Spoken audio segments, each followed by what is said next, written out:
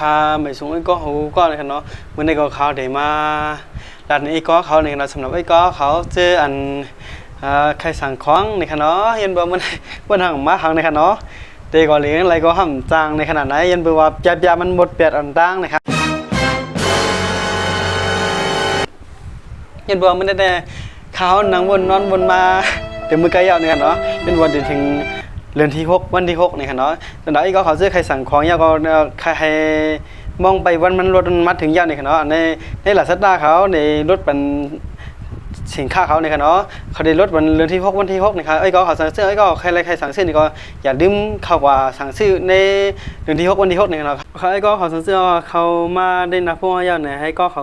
ได้เข้าวันในหลักสัปดาห์ในขณะยันบัวดีหังหลักสัปดาห์นั้นก็ไอ้ก็เขาสัมปทานอยู่ในขณะว่าเขาได้เฮ็ดอะไร6นั่นในขณะดีในนะครับไอ้ก็เขาได้เฮ็ดสิ่งอะไรให้สัมตีฮู้ล่ะว่าเขาได้ลดการมันในขณะอันที่ในเขาลดการขณะอันนั้นในเขาลดการนี่ครับไอ้ก็ว่าเมื่อในขับรถกลางว่ายาวเนี่ยเราซื้อเขามาเลยค่ะเนาะแล้วก็ถึงเจอไอ้ก็เขาซ้ำดีสิ่งคู่หลาว่าใครรถกลางเดือนที่6วันที่6ในขณะไอ้ก็เขาแล้วก็การมันมือเดียวในมันเป็นการได้ในขณะไอ้ก็เขามันเป็นการมันเจ๋งไอ้ก็เขาหาในเนี่ยซื้อเขาทำมาในวันที่6เดือนที่6นั่นในขณะเนาะเดี๋ยวย้อนรถการมันลงกว่าแท่งในไอ้ก็เขาไม่ได้รถการมันลงกว่าแท่งในสิในขณะเนาะเป็นบัวในสินค้าที่ขับรถในเดมีเดือนที่6วันที่6นะครับเนาะก็ไอ้ก็เขาอย่าลืมกดคำมัดไว้ในนะเสื้อก็เขาก็เลยเสื้ออันสนใจใคร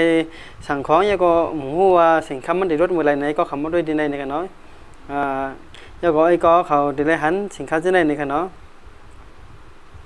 มันได้มีของอันได้ลดการมันนะครับไอ้ก็เขายังก็ซื้อเขาใครลองซื้อนี่ก็ไปมาสั่งซื้อเดือนที่6วันที่6นี่ครับก็ก่อนเมืองไปถึงนั่นไอ้ก็เขาด้วยของยาก็